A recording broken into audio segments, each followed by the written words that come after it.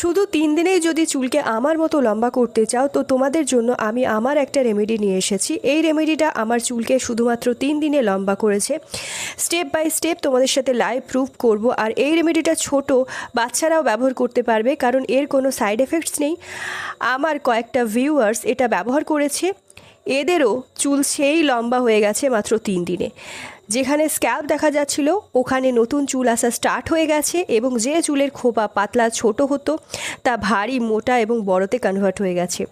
And এই রেমেডিটার সবথেকে গুরুত্বপূর্ণ বিষয় হলো এটা হেয়ার ফলকে বন্ধ করে আর চুলকে সিল্কি শাইনি বানিয়ে দেয়। মাত্র 1 সপ্তাহ এই রেমেডিটা চুলে লাগিয়ে নাও, শুধুমাত্র 7 দিন এটা ব্যবহার করো, চুল এত দ্রুত লম্বা হবে যে বিরক্ত হয়ে তোমার চুল কাটতে হবে।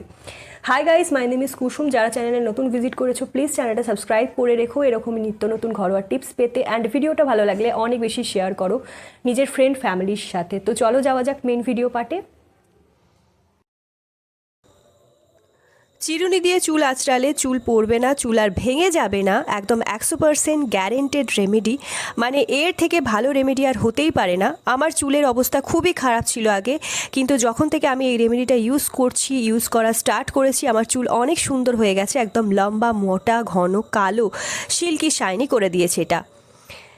দেখো, চুলে যদি জশ না থাকে চুল ভাঙবে না, চুলের দুমুখো যদি হয়ে গেছে, চুল যদি পাতলা হয়ে গেছে, চুল ভীষণভাবে উঠছে, সেই সমস্যাকেও রোধ করবে, শেষ করবে আজকের এই উপায়টি। যদি মাথার স্মৃতি ফাঁকা হয়ে গেছে বা স্মৃতি চওড়া হয়ে গেছে সেটাও শেষ হয়ে যাবে, মানে স্ক্যাল্পে নতুন রিগ্রোথ হতে স্টার্ট করবে। এর জন্য শুধুমাত্র 2টি ইনগ্রিডিয়েন্ট ব্যবহার করতে হবে। আমি যেভাবে ব্যবহার করেছিলাম সেরকমভাবেই আমার ভিউয়ার্সদের স্টেপ বাই স্টেপ বলেছি, এবং তারা স্টেপ বাই স্টেপ সেভাবে ব্যবহার করেছে, সেভাবে ফলো করেছে, অ্যান্ড তারাও দারুণ ফলাফল পেয়েছে। এতে শুধুমাত্র পেঁয়াজ আর চা পাতার দরকার হচ্ছে বন্ধুরা, এছাড়া আর অন্য কোনো উপাদানের দরকার নেই। একদম ফ্রিতে তৈরি হয়ে যাবে আর এফেক্টিভ, খুবই এফেক্টিভ এই রেমেডিটি। যদি তুমি একবার ব্যবহার করতে পারো তোমার দেখবে চুলে সব ধরনের সমস্যা সলভ হয়ে গেছে। মার্কেটে পাওয়া যায় লাখ লাখ প্রোডাক্ট, লাখ লাখ টাকার প্রোডাক্ট, তার থেকে অনেক গুণ ভালো তুমি হাজার হাজার টাকা খরচ করে মার্কেট থেকে বিভিন্ন ধরনের সিরাম, শ্যাম্পু, প্রোডাক্ট, বিভিন্ন ধরনের তেল চুলে ব্যবহার করো, কিন্তু চুলে কোনো রকমই পরিবর্তন লক্ষ্য পড়ে না।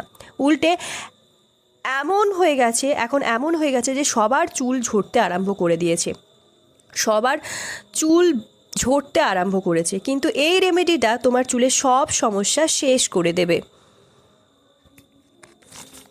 এর জন্য মোটা একটা স্টিলের বাটি বা কড়া লাগবে, তাতে 1 চামচ মতো প্রথমেই নিয়ে নেবে চা পাতা। আমি 1 গ্লাস মতো জল এই চা পাতার মধ্যে দিয়ে দিচ্ছি। এই জলটার প্রয়োগ আমরা এই বাটিটায় করব। এই যে চা পাতা, এটা আমাদের চুলে ঝরা পড়া কমায়, হেয়ার ফলকে একদম কন্ট্রোলে করে দেয়, হেয়ার ফল একদম কন্ট্রোলে চলে আসবে। আর এই চায়ের জল যখন ব্যবহার করব, এটা আমাদের ইমিউন সিস্টেমের জন্য, চুলের জন্য খুবই ভালো হয়।